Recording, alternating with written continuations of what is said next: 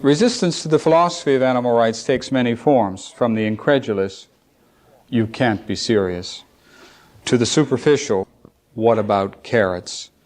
and from the prideful, as in the increasingly heard boast, "I'm a speciesist and proud of it," to the deep.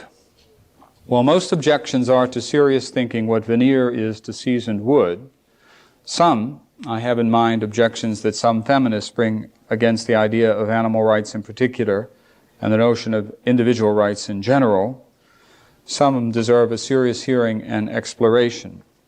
I listened to and explore the feminist challenge in a recently published book, and will spare you an airing of my views on this matter on this occasion. Here I sketch only a few of the more substantive philosophical objections and my replies.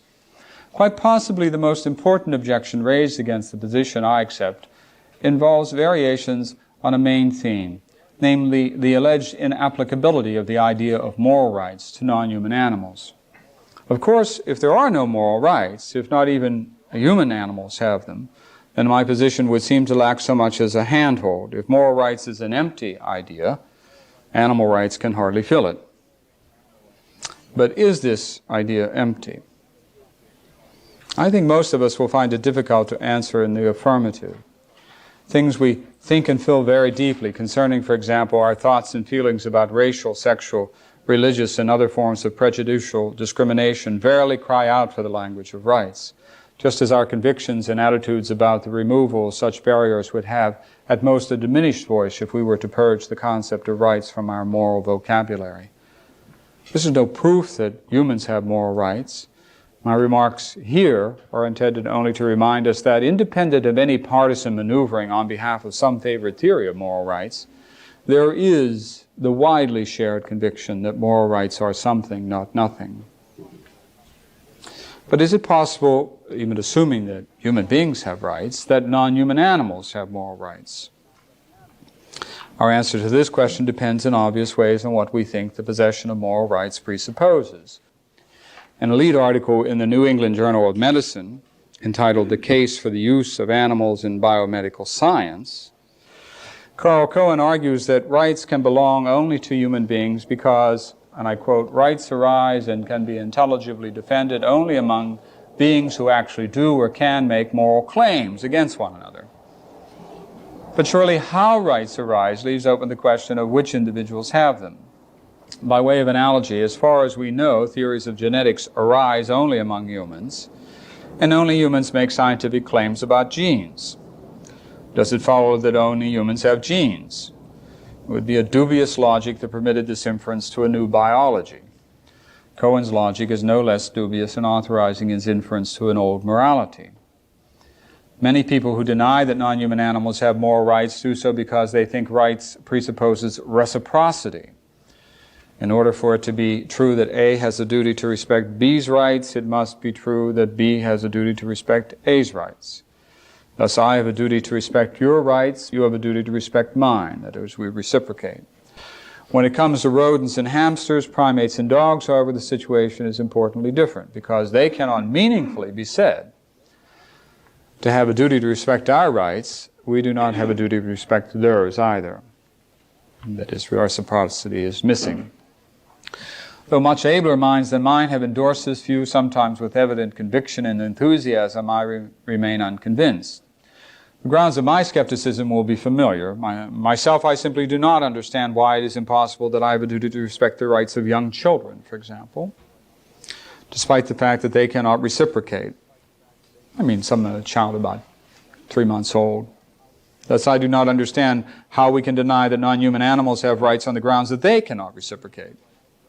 To exclude them, that is, these animals, for this reason, while including children who can't reciprocate, is arbitrary in the extreme. Common response at this juncture takes the following form. Assuming all goes well, children someday will become mature adults with a variety of favored capacities, among which rationality and autonomy are by far the most frequently favored. Thus, although they lack these capacities while they are young, these children do not lack the potential for acquiring them. And it is for this reason, that is, that they have the potential for acquiring these favored capacities, that we can ground the conviction that they have rights. Not so in the case of non-human animals. they lack the potential for rationality and autonomy, to mention these favored capacities. Thus, because their moral position is relevantly different from that of young children, it is not arbitrary to believe that children, but not non-human animals, have moral rights. This argument is less obviously flawed than the previous ones, but it is flawed. For openers, why think rationality and autonomy are the decisive characteristics that determine who does and who does not have rights? Why not the capacity to experience pleasure and pain? That's what Bentham had said. Or to enter into caring relationships, what some feminists would argue. Or to have an experiential welfare, something close to my view. If these characteristics are chosen, then many, many non-human animals will qualify.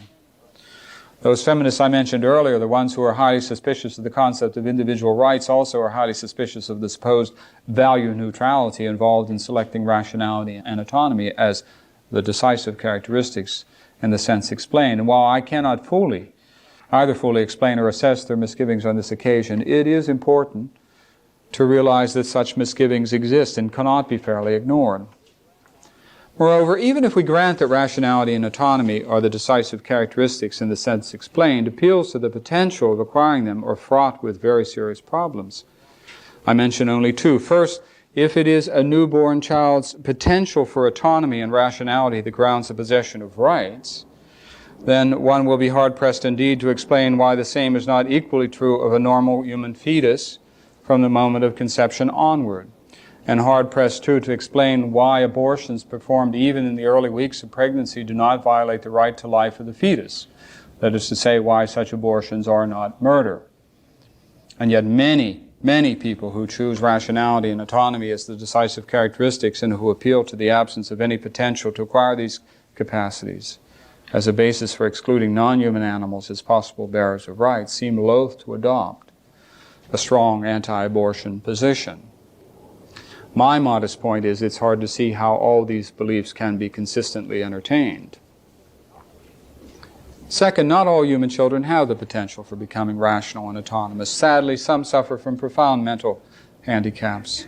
Do these children therefore lack moral rights?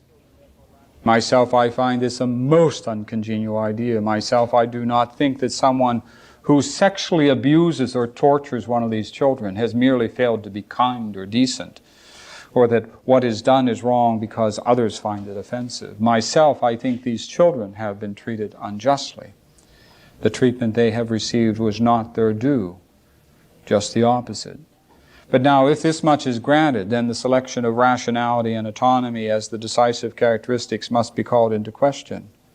For if these children can have their rights violated and not be rational and autonomous, not even potentially rational and autonomous, then the actual or potential possession of these capacities is not necessary for the possession of rights. Let it be granted, then, that all non-human animals lack these capacities. I note in passing that this admission itself is highly questionable. It does not follow that these animals do not have rights. Cohen has a reply to this argument. In his view, there is a morally relevant difference between 1. Human children who lack the potential for autonomy and rationality, and 2. Non-human animals who lack this potential. In the case of these children, lack of this potential is a defect. That is, they are missing potentials that are normal to their kind. Not so in the case of the other animals. Because having this potential is not normal to their kind, its absence in their case is not a defect. Now, the conceptual point being made here seems to me to be correct. For example, we humans do not have the potential to swim underwater without the assistance of mechanical aids for hours at a time. But we are not defective, do not suffer from a defect for this reason. A shark who lacks this potential, however, is a defective shark. So the question is, granting that the concept of a defect has the logic it does, what follows morally from noting that non-human animals who lack the potential for rationality and autonomy are not defective, whereas human children who lack this potential are defective?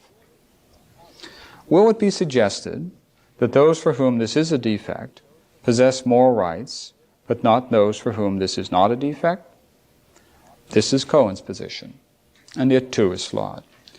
It is an odd logic that requires that those individuals for whom the lack of the potential to acquire a given capacity is a defect are to be classified and treated as if they had this potential anyway. Many children suffer from many different kinds of defects, both physical and mental. Some will never walk, others will never see or hear, still others will never be able to speak or read or add and subtract. In these tragic cases, these children lack the potential to acquire these capacities, notwithstanding that normal human beings possess them. Should we treat these defective humans as if they had these potentials anyway? Do we violate their rights if we fail to teach them calculus or the finer points of a midsummer night's dream? I do not want to be misunderstood or misquoted. In raising these questions, I do not in the least want to suggest that children who suffer from various handicaps should not be treated well. Just the opposite. The philosophy I have developed at length and in some detail attempts to illuminate why they are due such treatment as a matter of strict justice, why they are due respect for the beings they are. My point in raising the questions I do is to help remind us of a simple but, in my view, an important truth. When rights are tied to capacities or the potential to acquire them, they must depend on the actual capacities or potentials of individuals themselves considered individually. And this is important. For if I'm right about this, then another line of argument that has been used to deny moral rights to non-human animals, that's Cohen's argument, for example, can succeed only at the price of excluding many human beings as well. One cannot reasonably include these humans and exclude these animals by appealing to what is or is not a defect.